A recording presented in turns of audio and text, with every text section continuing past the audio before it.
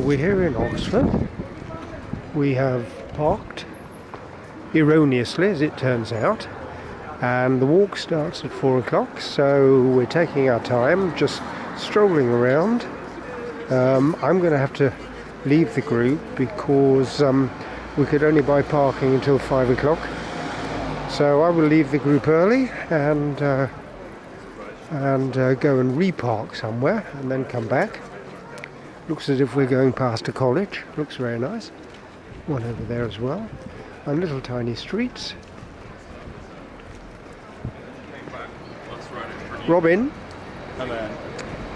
Shall we... That looks like an interesting street. Shall we go up it? Yeah. Very interesting. Let's go. And we'll try and avoid getting knocked over by a bus. And if we go down here, we might be lucky and get away from the goddamn traffic. And this is my biggest gripe about English city centres. They have not achieved the holy grail of getting rid of cars and vehicles. Oh, that's interesting. A blue plaque. And it's a blue plaque for Dorothy L. Sayers, writer and scholar, was born here 1893. And quite frankly, this looks exactly like the streets I remember from Cambridge. Cambridge and Oxford are quite competitive. I went to Cambridge, and I have to say Cambridge was actually, and is actually, a better university than Oxford. But I have to agree there are many, many similarities. There are lots of little alleyways like this and lots of old buildings. I think the oldest of any of the colleges was actually in Oxford, I believe. But Peterhouse is, I think, the oldest in Cambridge. That was about 1400 or even 1200 odd. Need to delve into the history again. And it's cherry blossom time.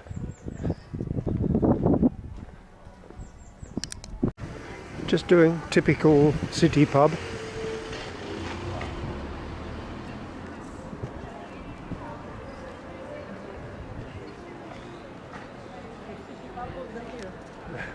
Is that what it says?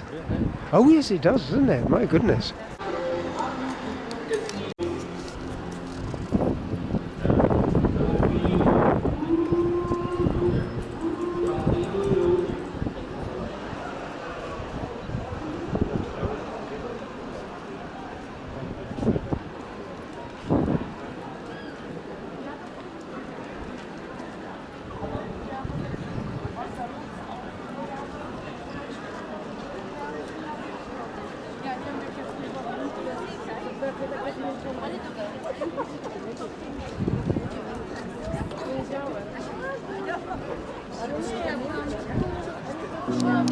This is the Westgate Shopping Centre, and interestingly, in addition to Paul, very nice, it has multi-layers. So there's this layer, there's a layer down there, and there appears to be a layer, two-roof terrace, cinema, bars, toilets, bars and restaurants. Interesting.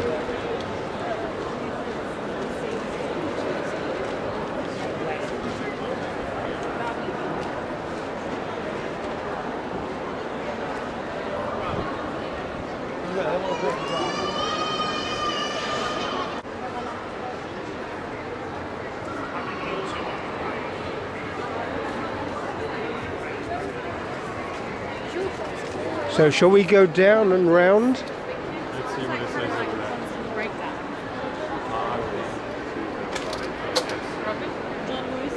Yeah, no, it says over there, park at we want to go up there afterwards, on the way back. Sorry, Robin, did you want to go up there? On the way back, we're going to check the parking first. I mean, there's nothing really to check. I just wanted to get an idea of roughly where they are. Oh, yeah. So if you want to go up here? Yeah, it depends. Are we already going back? What time is it? 40. 40. Oh yes, we have to go back. Then we will shortly go up there. Yeah, 20 minutes. No, let's get moving back now. I didn't realise it was that late.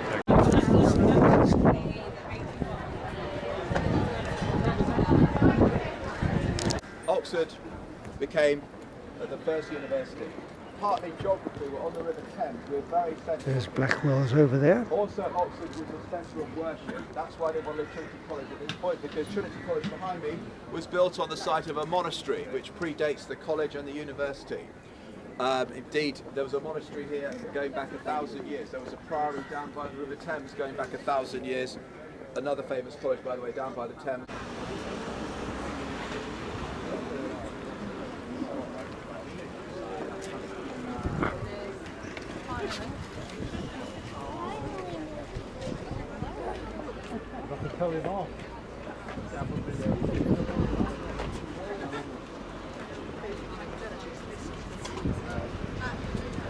Yes, I see what you mean by might get lost. If you're always at the back, it is possible, yes. And I'm really slow, so.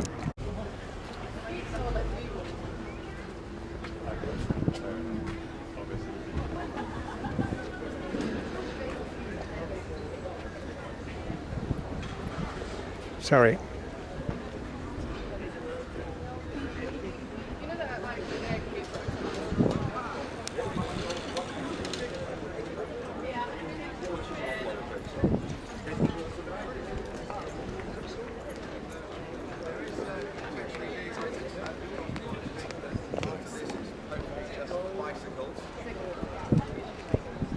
Watch out for bicycles here as well.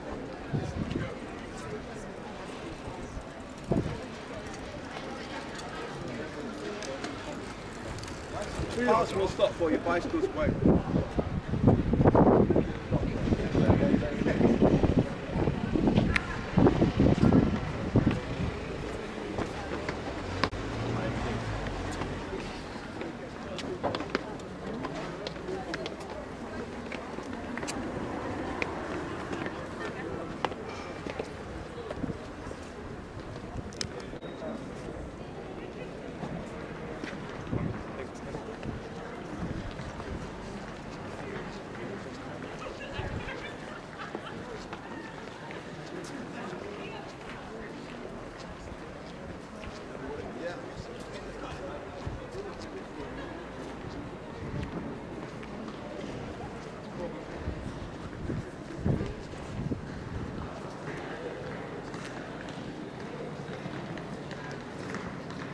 So behind the theatre we have the first university lecture room on the ground floor and library above.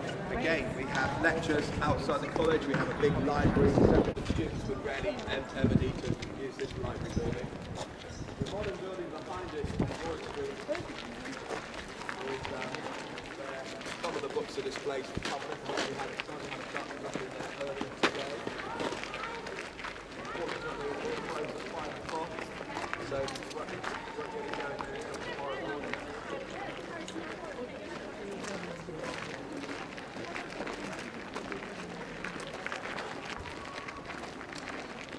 Now in the centre of Oxford, it's just bicycles, but watch out for bicycles.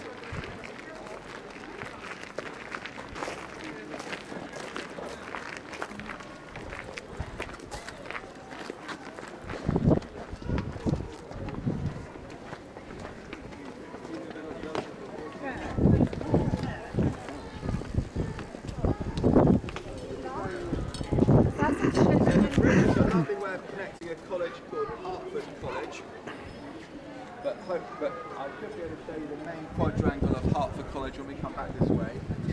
But the reason why I'm not going to start with Hertford College is because it doesn't have its original buildings. It was rebuilt 200 years ago.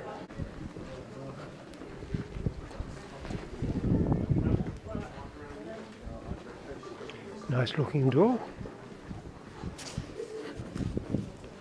Yeah, so everything you see in Oxford is built of local Cotswold limestone, and it does need restoration. This is what happens to limestone when it doesn't get restored every few hundred years.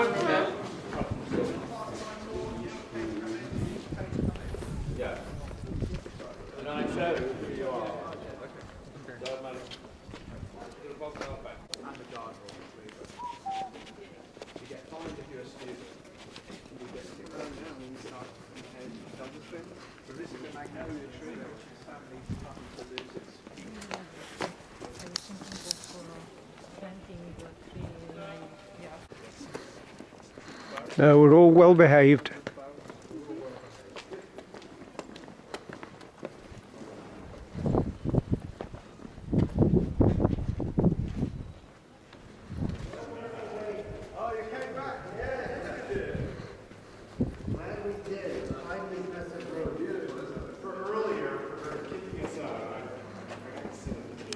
Well, a big dinner tonight, so the Harry Potter Great Hall is a combination of three halls, and it's straight away we've only been called well. Enjoy it anyway. So. Thank you. Ask you to get everything photo of you. It's nice in there. Harry Potter, Hogwarts.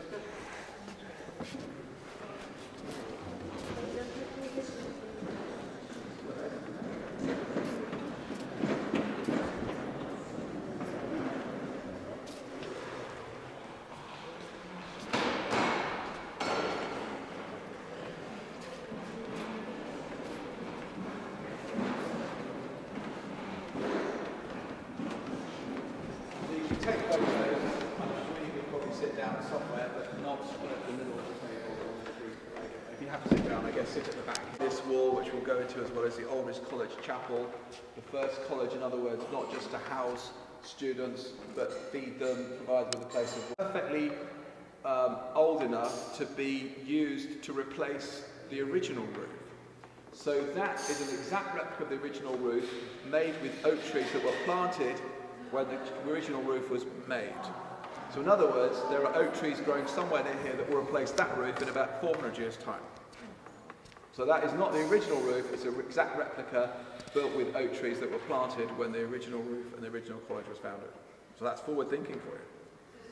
So, and the reason you know it's an original roof, replica, it has a hole in the roof, because for centuries this hall was heated in the traditional method, which meant an open fire in the middle of the floor.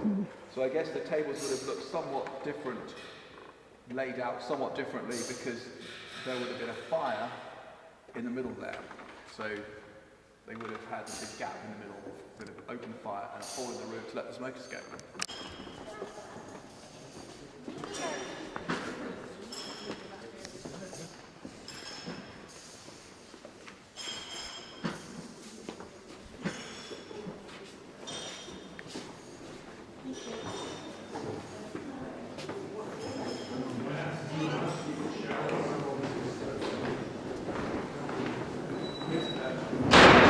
Harry Potter archway.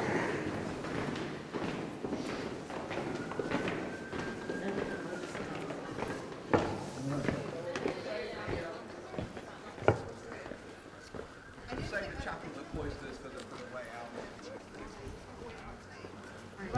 To be an elite rower necessary to row for your college, but to row for Oxford you do have to be an elite rower.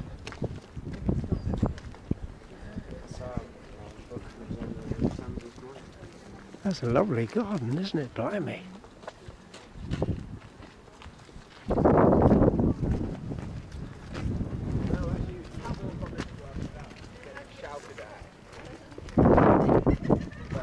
the gardens aren't as precious as the front quad. Certainly students are allowed to sit.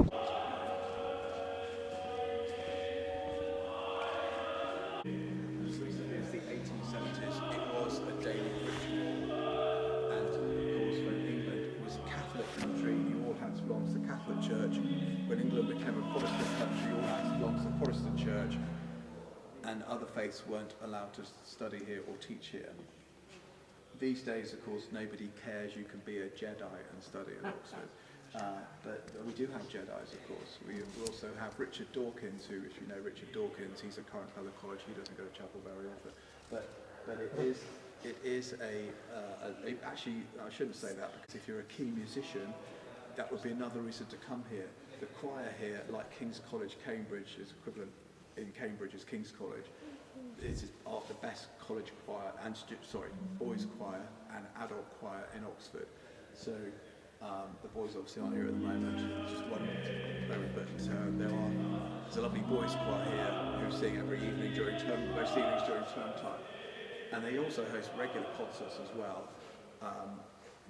There's a college orchestra who put on concerts here regularly. As we saw in the beginning of the college, you can also get married here.